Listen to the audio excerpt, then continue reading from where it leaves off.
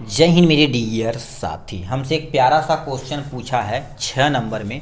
सामाजिक विज्ञान का ये पेपर हम सॉल्व कर रहे थे। क्या दे रखा है, विकेंद्रीकरण क्या है। फिर इसी में क्या पूछा, भारत संविधान या संघी इसको बोला जाता है में क्या व्यवस्था है, किन्हीं चार का उल्लेख करिए। यानी सबसे पहले विकेंद्रीकरण बताएंगे तो 2 नंबर, और चारों का उल्लेख करेंगे तो आपको कितना नंबर मिलेगा, 4 नंबर। इस तरह से आपको कितना नंबर टोटल हो जाएगा, 6 नंबर।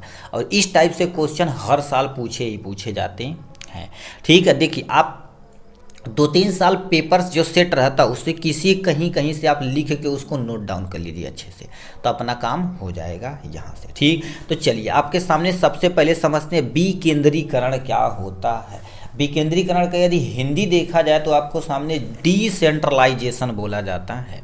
तो क्या लिख रखा, विकेंद्रीकरण वह प्रक्रिया है जिसमें सत्ता और प्रशासनिक अधिकारियों को केंद्र और राज्य सरकारों के नीचे स्थानीय स्तर तक बांटा जाता है। कहने का मतलब विकेंद्रीकरण वह प्रक्रिया है जिसमें सत्ता और प्रशासनिक अधिकारी को केंद्र तथा राज्य सरकारों के नीचे से, ठीक है, नीचे स्थानीय स्तर पे बांटा जाता है। जैसे मान लेते हैं आपके सामने कोई भी अपनी यहाँ व्यवस्था आती है तो सबसे पहले उसको देता कौन है, केंद्र सरकार देता है।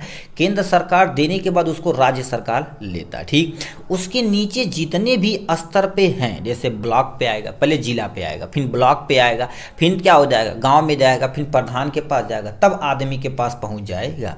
तो लिख रखा केंद्र और राज्य सरकार के नीचे स्थानीय स्तर तक बांटा जाता है, जिसमें या जिससे शासन अधिक प्रभावी और लोकतांत्रिक बन सकते हैं, उसी को क्या बोलते हैं, आपके सामने विकेंद्रीकरण बोला जाता है। अब कोई भी चीज़ रहेगा एक स्थान से दूसरे स्थान पर जब बांटा जाएगा तो उसको क्या कर दिया जाए, उसका अधिकार होता है और लोकतांत्रिक बन सकते हैं। इसी को विकेंद्रीकरण बोला जाता है। मतलब सिंपल से समझिए, विकेंद्री एक तरह की प्रक्रिया है। कोई भी समस्या आएगी, कोई भी सत्ता आएगी तो केंद्र सरकार और राज्य सरकारों के नीचे जो बांटा हुआ पदार्थ होता है उसी को विकेंद्रीकरण कहलाता है। तो ये हो गया। अब इसके चार को हमको डिफाइन करना है। ठीक रखा, उतना करने के बाद आपको इधर दिखाना पड़ेगा थोड़ा सा। क्या दे रखा, देखिए उस बोले थे ना संघी व्यवस्था, तो संघी व्यवस्था की विशेषताएं अभी बोले। संघी शासन व्यवस्था 2 स्तरों में बांटी गई, पहला केंद्र सरकार, दूसरा राज्य सरकार। इसी को तो बताना है भाई।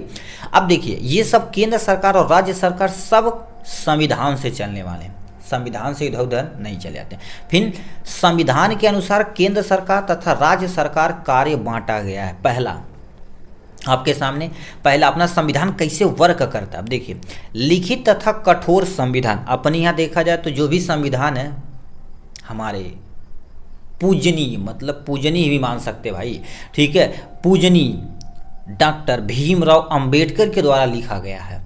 जो अब सोच सकते उनके पास कितनी बुद्धि रही होगी। जो चीज़ आप अभी धारा पढ़ रहे हैं कि इसके लिए ये, इसके लिए ये, इसके लिए ये, इसके लिए, वो बंदा सोच के पहले ही लिख चुके हैं। कितने महान आदमी थे, आप सोच सकते हो। ठीक है, तो वही लिख रखा, लिखित तथा कठोर संविधान अपने यहाँ चलता है। भारतीय संविधान एक लिखित तथा कठोर संविधान है। अपने यहाँ देखा जाए तो जो भी लिखित और कठोर संविधान है उसमें जो भी चीज़ लिखा रहता है, ऊंच नीच कोई भी चीज़ रहे तो उसको सब बराबर उसमें हिस्सेदारी मिलती है। इसमें संशोधन करना आसान नहीं होता। कोई भी सरकार इस पे सोचे संशोधन करने है तो भैया बहुत बहुत बहुत कठिन कार्य है। ठीक है, तो ये आपके सामने लिख दिया गया है संविधान के बारे में। उनकी रियल कहानी तुम पढ़ोगे ना तो सोचोगे रियल देश के हीरो एक्चुअल में वही है। ठीक है, तो ये होगा। फिर क्या लगा, शक्तियों का विभाजन। अभी बोले शक्तियों को 2 हिस्सों में बांटा गया, एक राज्य केंद्र यानी एक केंद्र सरकार और एक राज्य सरकार। संविधान द्वारा केंद्र और राज्यों में शक्तियों का स्पष्ट विभाजन कर दिया गया है। मतलब संविधान द्वारा क्या कर दिया, केंद्र को अलग बांटा गया है और राज्य का अलग बांटा गया। केंद्र सरकार में जैसे सेंट्रल में हमारे पास देश को बचाने के लिए हमारे आर्मी वाले हैं जो हमारी देश की रक्षा करते हैं। बताओ इस समय तुम सो रहे हो बेचारे, ड्यूटी कर रहे हैं हमारी रक्षा के लिए। ठीक है, तो वही बताओ केंद्र सरकार के अंतर्गत है। राज्य सरकार जैसे आपके सामने पुलिस है तो पुलिस क्या कर देती है, आपके सामने ये राज्य स्तर पे, जैसे अभी मान लेते हैं उत्तर प्रदेश में है तो उत्तर प्रदेश की पुलिस, जिसे यूपीपी बोलते हैं, उत्तर प्रदेश पुलिस, ये राज्य सरकार के अंतर्गत आती है। इनकी शक्तियों का स्पष्ट विभाजन कर दिया गया है। ठीक, इस संबंध में 3 सूची, संघ सूची, राज्य सूची और समीपवर्ती सूची का निर्माण किया गया है। कितनी कितनी सूची? 3 सूची बनाई गई। पहला संघ सूची, दूसरा राज्य सूची और समीपवर्ती सूची का निर्माण किया गया है, जो किसके अंतर्गत आता है? शक्ति विभाजन के अंतर्गत आता है। नेक्स्ट में क्या लिख रखा?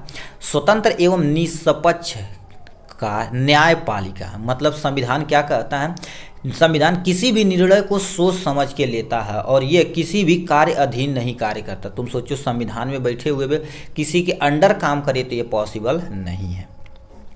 अपना न्याय निष्पक्ष रूप से प्रकट करते हैं, मतलब उसमें जो भी बैठे उच्च स्तर पे व्यक्ति हैं वो अपना निर्णय सब ऐसा लेंगे जो सबके लिए सूटेबल हो। बट इस समय देखा जाए तो कुछ ऐसे लोग बैठ गए हैं और पैसे की यूथ हुआ पे क्या कर देते हैं, इधर उधर करते। बट ऐसा करना नहीं चाहिए। ठीक है, आपका देखिए उस लेवल पे आप बैठे हुए हैं, एक छोटा सा निर्णय किसी की पूरी जिंदगी खराब अथवा सही कर सकती है। ठीक, तो आप जो भी निर्णय लें तो ज़्यादा से ज़्यादा सही से सही सटीक लें तो ज़्यादा सूटेबल रहेगा। ये हो गया 3, हमको 4 एक्सप्लेन करना पड़ेगा। ठीक है, तो चौथा क्या दे रखा? एकहरी नागरिकता और एकहरा संविधान। क्या होगा? भारत में किसी भी जाति और किसी भी राज्य और नागरिक को उनकी नागरिकता भारतीय ही होगी, मतलब वो किसी भी छोटे से छोटे राज्य में आए तो क्या कहलाएंगे? पहले देखिए जाति उनकी अलग है भैया, हिंदू मुस्लिम सिख ईसाई, उससे लेना है। पहले वो अपने यहाँ क्या हो गए? भारतीय, क्योंकि भारत में रहने वाला हर एक व्यक्ति भारतीय कहलाता है। ये लिखना पड़ेगा। नेक्स्ट में, साथ ही भारत का संविधान एकहरा संविधान, अर्थात राज्यों के लिए अलग संविधान नहीं होता। तुम सोचो, राज्य सोचिए अपना कोई संविधान बना ले तो ये पॉसिबल नहीं है। जो संविधान चलता आ रहा है उसी का नियम का पालन करना पड़ेगा। तो ये आपके सामने क्या था भैया? देखिए, विकेंद्रीकरण क्या होता है? किन्हीं 4 का उल्लेख करना था। संविधान की व्यवस्था के बारे में हमने व्यवस्था के बारे में बता दिया, 4 का उल्लेख कर देंगे। जो चारों हमने बताया उसी को एक्सप्लेन कर देंगे, अपना काम हो जाएगा। कितने नंबर? 6 नंबर का ये क्वेश्चन था जो हमने आपके सामने एक्सप्लेन कर दिया है। चलिए आज के लिए बस इतना ही, फिर मिलेंगे नेक्स्ट वीडियो में नेक्स्ट टॉपिक के साथ। तब तक के लिए bye bye and take care.